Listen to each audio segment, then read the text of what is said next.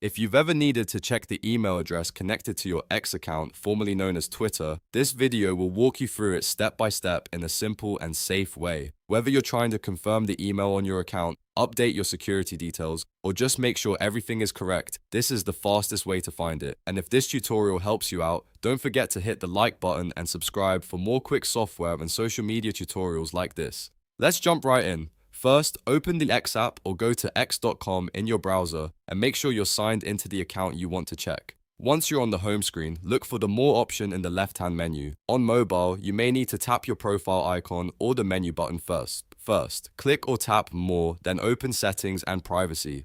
This is where X keeps all of your account and security options. Inside Settings and Privacy, look for the section labeled Your Account. Tap on that and you'll see a few account-related options. From here, select Account Information. Because this is sensitive information, X may ask you to verify your identity by entering your password. If it does, just type your password and continue.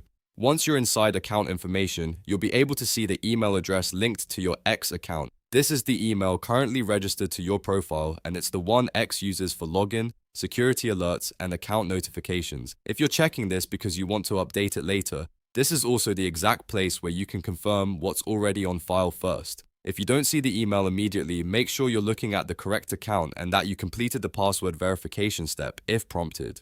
In some cases, the app may hide certain details until you authorize the session, so that extra step is important. And that's it. Now you know how to check the email address connected to your X or Twitter account in just a few taps. It's a quick process once you know where to look, and now you can do it anytime you need to verify your account details. If this video helped, please like this video and subscribe for more easy tutorials. Thanks for watching, and I'll see you in the next one.